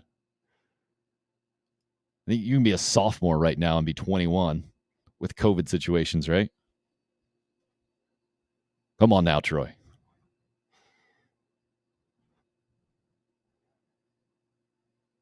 So it sounds to me, reading that full statement now, that he just came to the point where, and other guys do this too. But when you're a starting quarterback at LSU, a former starting quarterback at LSU, you do get looked at. It's different, man. It's just different, right? But we see it oftentimes with guys, and usually this is a mutual agreement. I think a lot of times programs, coaches kind of suggest like, hey, we don't think you're going to play very much. You probably should just move on with your life. Was Scott Eisberg on with us from down in Charleston telling us that the Citadel quarterback this year was working, what do you say, Home Depot or something? Or he graduated from Wofford? And they realized he had another year of eligibility, and now he's a Citadel quarterback. Crazy. So that's the only part where I can't get on board with the Myles Brennan situation, is just knowing you had one last opportunity, one final opportunity. And you got to remember, like, Myles Brennan feels like, I'm sure, he's played football forever and has a complete lifetime of it. But I think maybe that's the thing that Tom Brady realized. Hey, I can still play, and there's nothing. That's what I give Brady credit for, even though he announced his retirement. Like, he had the faux retirement this offseason, and most of us, I think, were like, I don't see it. I don't believe it. Like, until you sit in front of a camera and you talk about it and you do it with authenticity, and even a lot of times when you do that, it's still not real, right? But to me, you got to at least go through that step when you're at anywhere close to Tom Brady's level before I'm going to buy it. Before I'm going to buy that you're done. With clearly some stuff still left out there. Like, Tom Brady still got gas in the tank, which is incredible to say at 45 years old. But his entire career has been incredible. That's the thing that's impossible for Myles Brennan to know even about himself. How much gas he's got left in the tank. And maybe his tank, maybe he is done. Maybe, I mean, we all understand, right? You got different tank sizes. Tom Brady, he's at the top of the list. Mere mortals below him, different levels for sure. And then the injury situation, like, that's where I think it's unfair for us on the outside to say, oh, man, this guy's just a quitter. Like, some guys go through a ridiculous amount of pain to play football and then end up regretting it. Having talked to Rick Sanford, who played in the NFL a bunch of years, he's got mixed feelings about football and what he would have done if he had known how it was going to work out from a health situation. And he didn't even have any surgeries until he's 60 years old. But it does take a toll. So I think we need to be careful. Those are selfish college football fans. Put me on that list, right? Love watching really good players play. Myles Brennan, a really good player. So to see him walk away from the game, my initial reaction is kind of a selfish, oh, man, I'm not going to get to see you play. You just quit on me. That's part of how I feel about this. And I think that's how most of us initially react to this. You just quit on me. I am not going to be able to sit on my couch while eating and drinking like a king and turning the channels. When I turn to LSU, I won't see you spilling your guts out for my entertainment. What a quitter you are. Right? So hypocritical. But also, we do have a little bit of life experience to know that, hey, once that's over, it's over. You don't get it back. and you don't get to undo regrets. Like, regrets don't undo themselves that way. They just are. And so from that standpoint, it seems like a bummer. Bummer for everybody, right? Bummer certainly for the companies around Baton Rouge who signed up with Myles Brennan and name, image, and likeness. Now, he gets to walk away with that money, allegedly.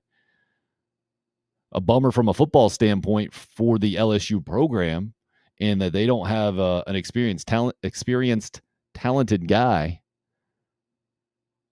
to add quarterback depth behind what I assume would be Jaden Daniels as starting quarterback, which I don't think has been announced officially, but seems clear that that's going to be it just says been competing with Daniels and Garrett Nussmeier also in the mix there.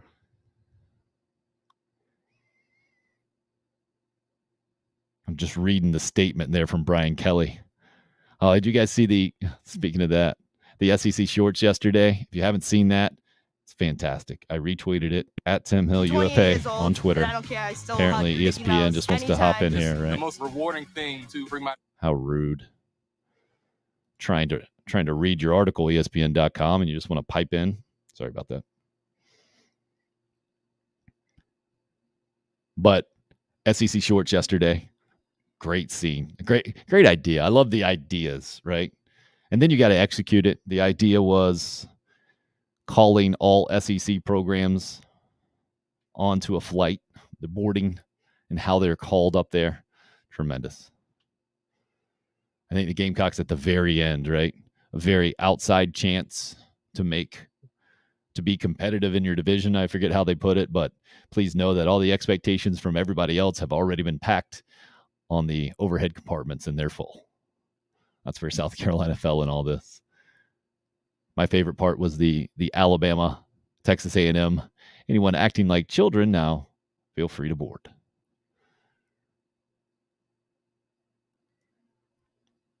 So check out the new SEC shorts. I came up because I'm reading the Brian Kelly statement, and the guy being the LSU guy said, at least our coach isn't speaking in that Southern accent as much anymore. So Brian Kelly's statement, Myles has always embodied the traits required to fulfill our mission to graduate champions, and we have full confidence those traits will help him succeed at every step in his journey as he moves forward. Really? I mean, you're leaving out a big part there, right? He has always embodied those traits until this, right?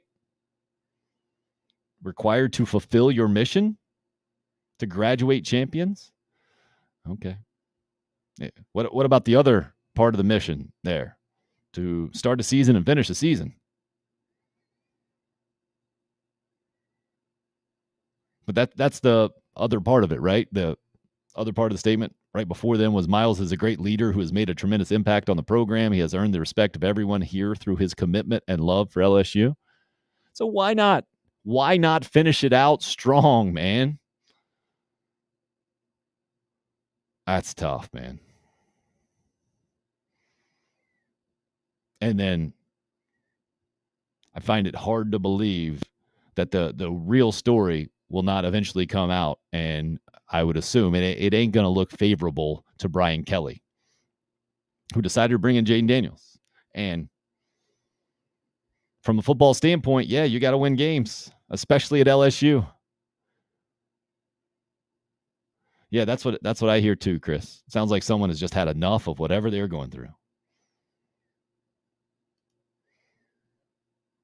And I think that's maybe the ultimate thing that you could regret if you're Myles Brennan, that you let Brian Kelly win. I mean, even if you hate the guys you're competing against, which I doubt is the case, right? Typically, I've always found that when the people you're competing against the most have the most in common with you, so oftentimes they're the ones that are closest to you in a lot of ways. I mean, that Drew Bledsoe, Tom Brady situation that I keep talking about, the ESPN 60 segment I saw last night, a great example of that. Like, it's certainly not a match made in heaven kind of soulmates deal, but Bledsoe and Brady, the few interaction they showed, I mean, it seemed pretty legit. Like there's obviously something there. It's not the most harmonious relationship, it doesn't seem like, but certainly mutual respect and admiration. Maybe a little bit like Jeter and A-Rod, but as opposed to something personal that happened between them, it was clearly something professional, and that's a different deal, right? And that's what this is as well. Now that I've talked it out for a little bit, I feel like Myles Brennan allowed a professional decision to affect him personally.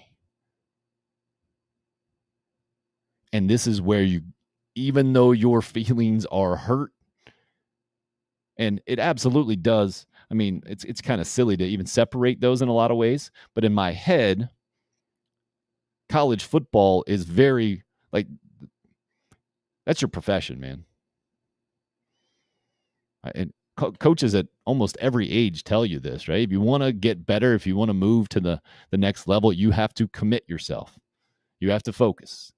It has to be like a job for you. When you're starting quarterback for LSU, I mean, take that to another level and then some, right? No, I'm not saying something in his personal life might have pushed him over the edge. I'm saying that I think his feelings got hurt. It was maybe clear to him, or maybe it was told to him. I'm guessing it was probably told to him. Yeah, you're not going to be the starting quarterback. So instead of saying, I understand that decision for the football team, and I'm going to continue to work and push and try to change your mind or be ready for my opportunity, it was, all right, I'm done. And to me, that's taking a professional decision personally, instead of pushing through those feelings, not denying them, just try to turn them into fuel, really. I mean, that's what the great ones do, right? Another line from the documentary I was watching last night, the E60 Drew Bledsoe story, Better with Age, I think it's called. If you want to search it, I'm sure you can find it on YouTube. But when Tom Brady got that job, when Drew Bledsoe got hurt, I think it came up at some point that he told the teammate, yeah, he ain't getting that job back. How about that, right? And to me, that's where I'm always really leery of anyone at a high competitive level who has achieved in sports, when they're or when they can come off as Mr. Nice Guy, coaches especially, players too, though. Like, no, there is another side. And that's not surprising to hear that Tom Brady said that at that point. It's a lot more surprising that he backed it up, that he made it a reality, that the franchise quarterback was never able to get his job back after an injury just because Tom Brady was so good, played so well, and clearly took it to a level that none of us have ever seen, could have imagined. It was really interesting watching that thing more from where the Patriots were.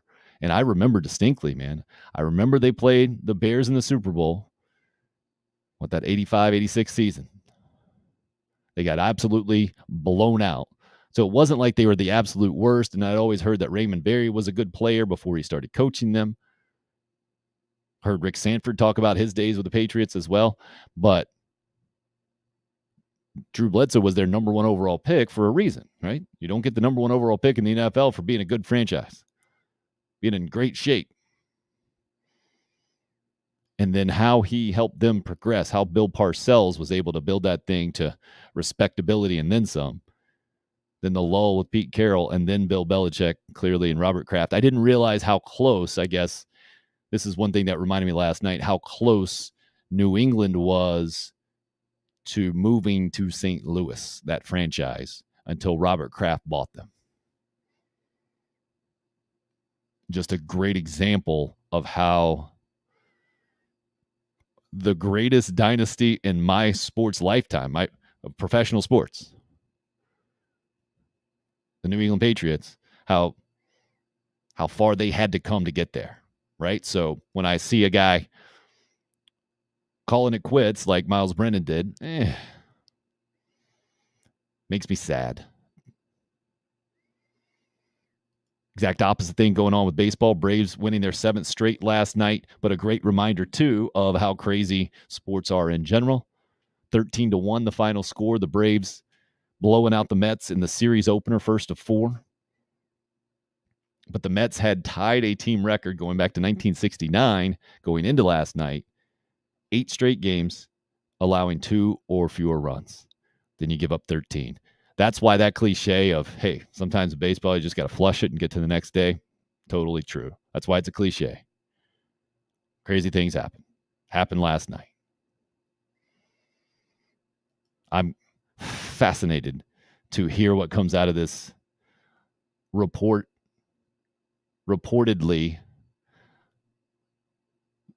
this rally that's been reported to happen today. It's going to happen today. I don't even know if that's a sentence at all, but you guys get it. There's a report out there. Tigers set to fly in to help the PGA Tour. I feel like rally support against the Live Series.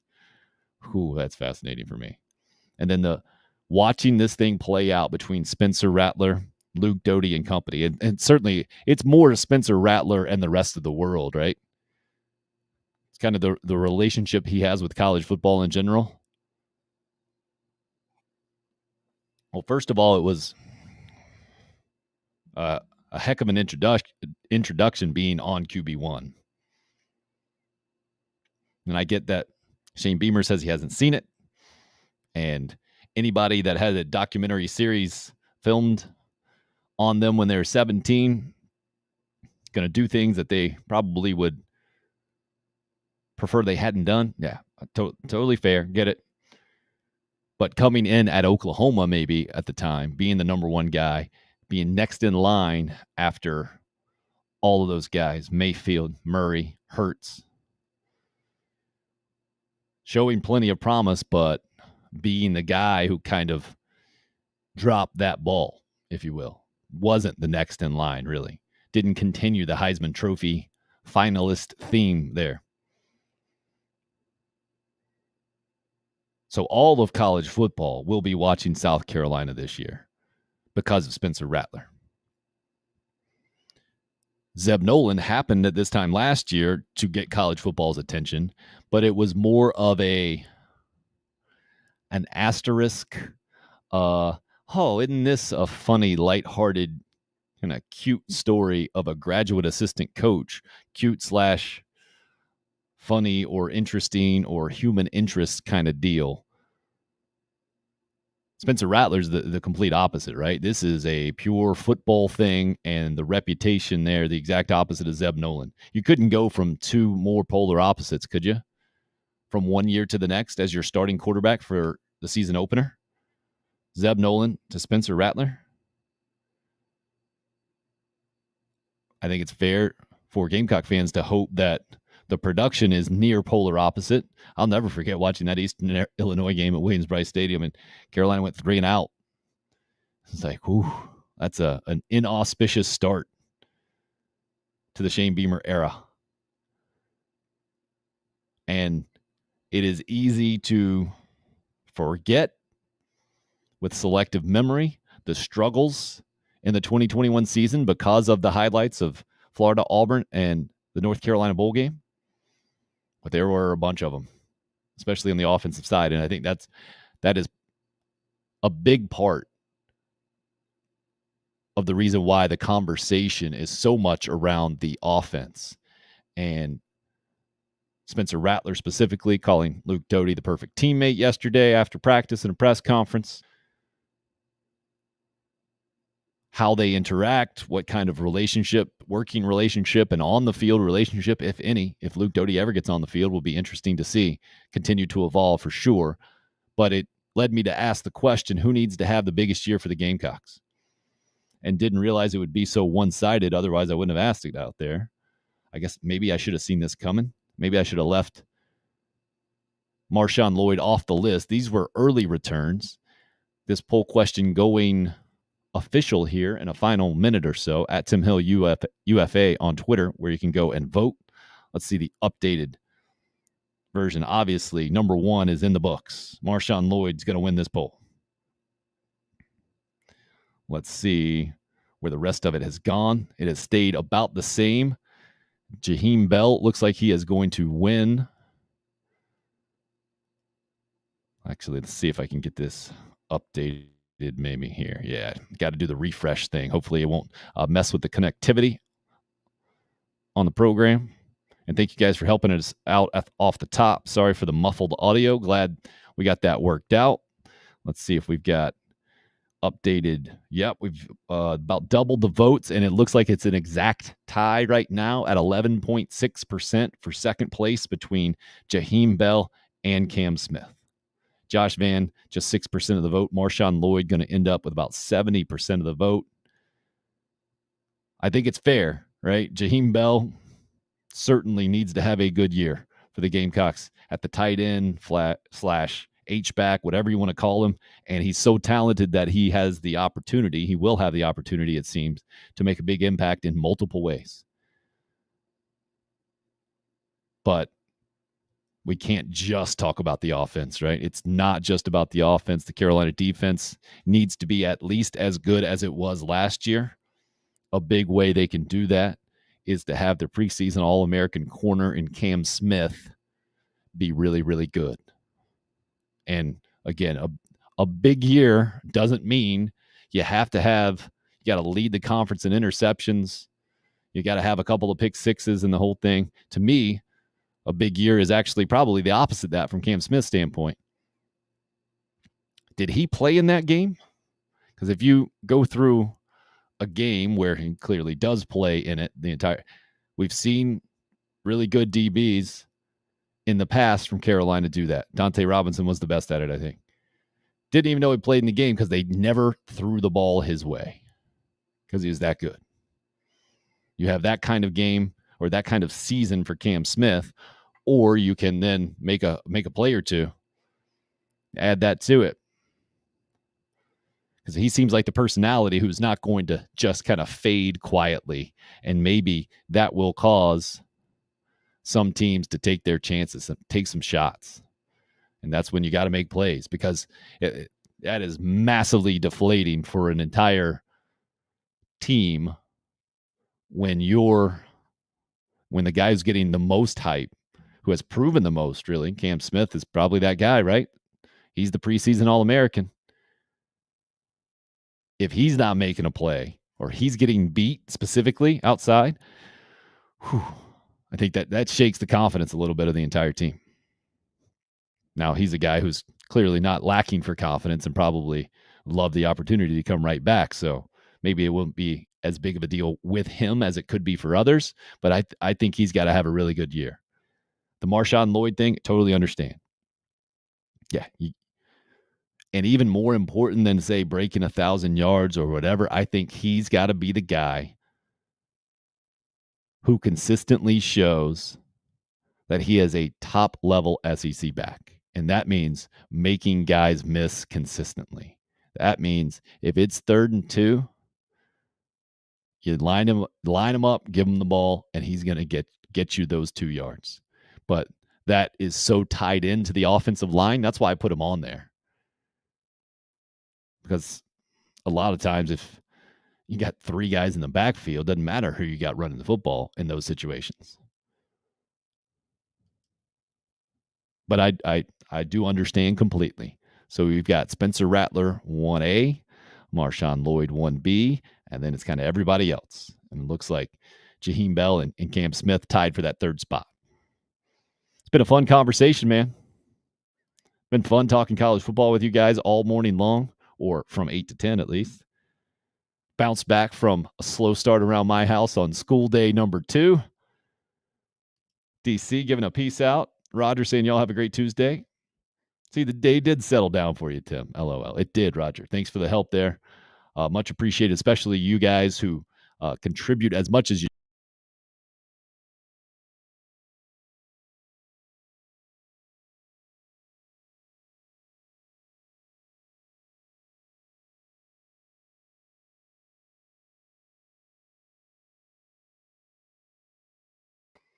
Nothing like trying to wrap up a show and then getting kicked off the whole thing completely. We'll officially wrap it up now. Thanks again for checking it out. We'll do it again tomorrow. This is the August 16th edition of Tim Hill, Unrestricted Free Agent.